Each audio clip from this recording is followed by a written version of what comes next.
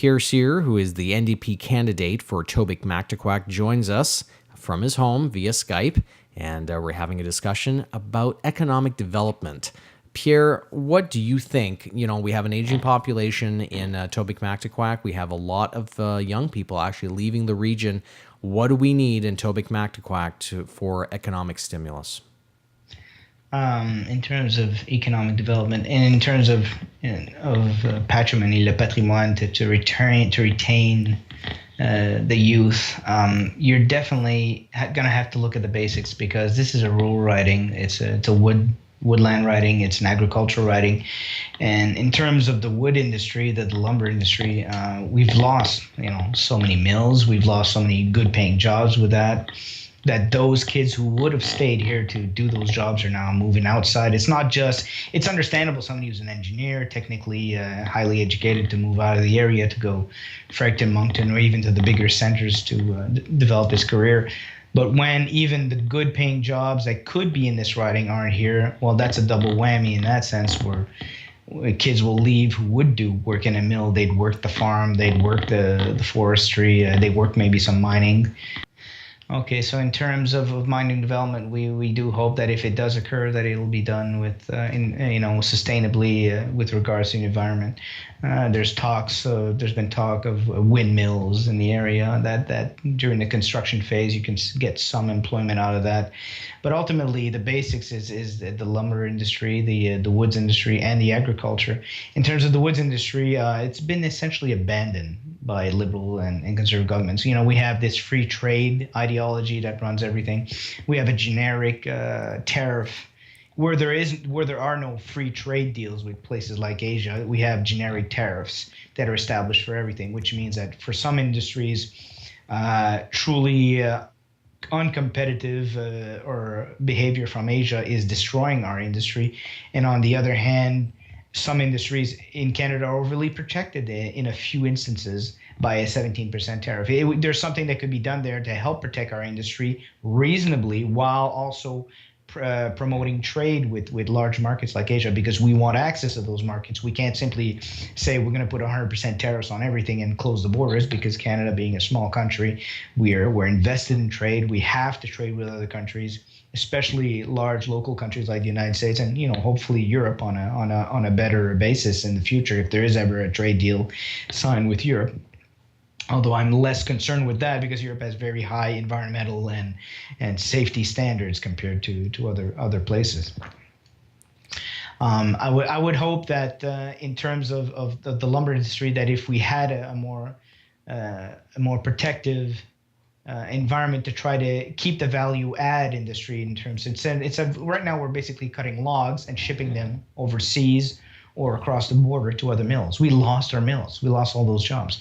To bring back some of that employment will mean some kind of protectionist measure regarding certain markets.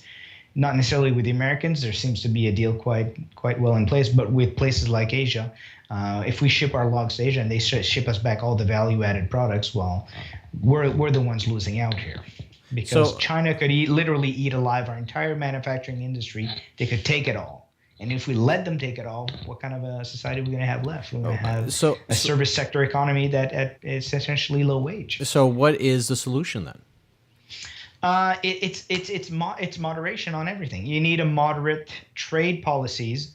With countries you have free trade deals, it's harder to implement. Certainly, certain rules like Chapter 11 with the United States, I think, needs to be revisited. But on the whole, the free trade deal with the Americans is definitely something that's here to stay.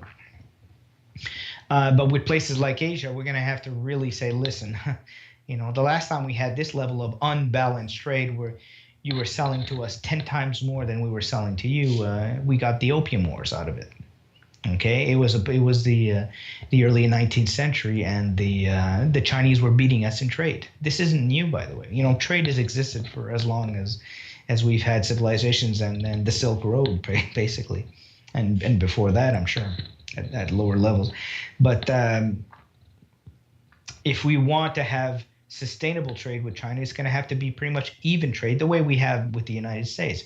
But if the Chinese simply want our jobs and all our value add and take the wealth generating aspect of our economy out of the country and we do that with even with tax incentive to businesses to move out of the country, eventually you're going to cause severe imbalances in modern economies like ours. We have a mature modern economy. We shouldn't be out to try to shake, rattle, and roll it. It's a well-developed, mature, developed economy.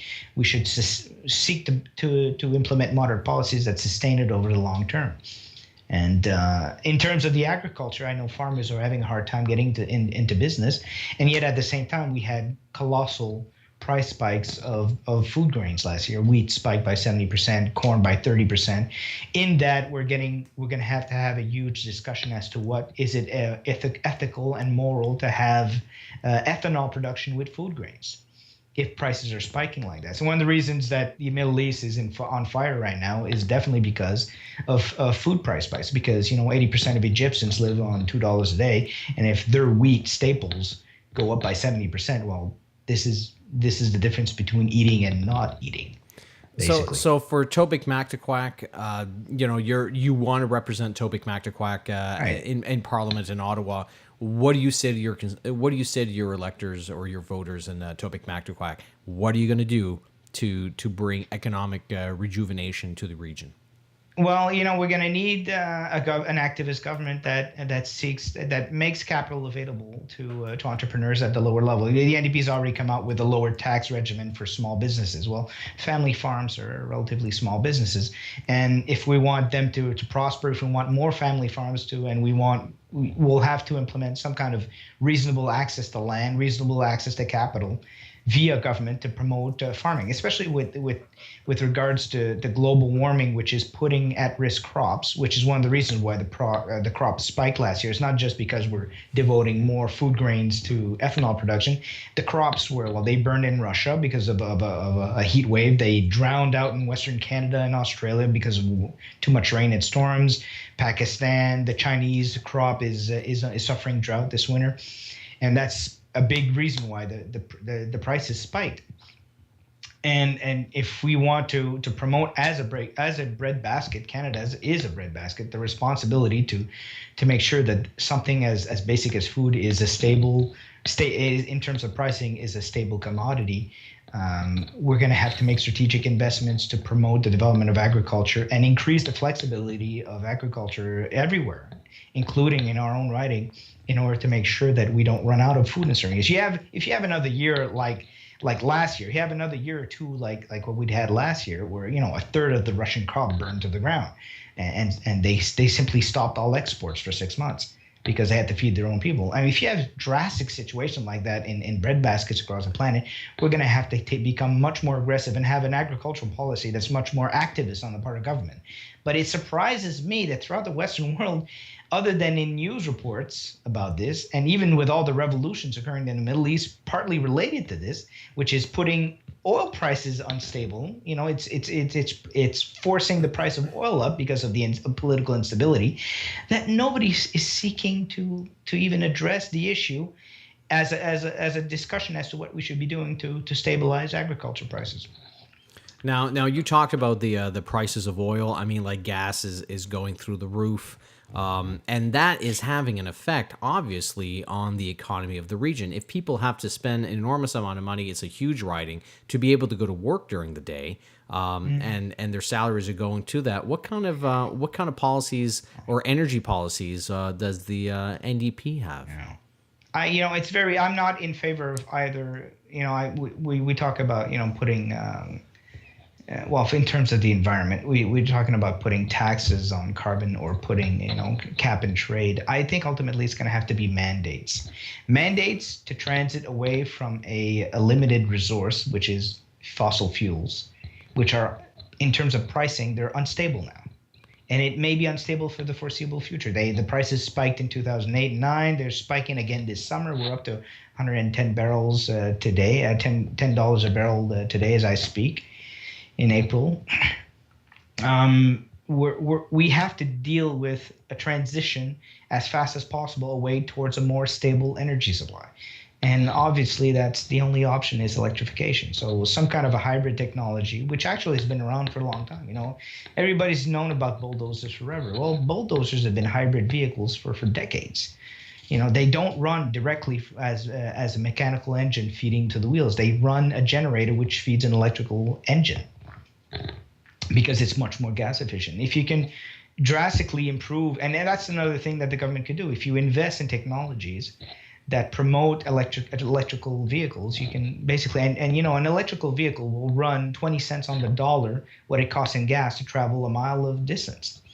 So, and electricity can be produced to very large amounts. We have enormous wind resources, enormous ocean current resources, tidal production possibility, and even some forms of nuclear can be safely done. I don't believe in any of the old nuclear reactors. Well, Pierre, I mean, we could talk forever, but we're just about out of time. So thanks for joining us.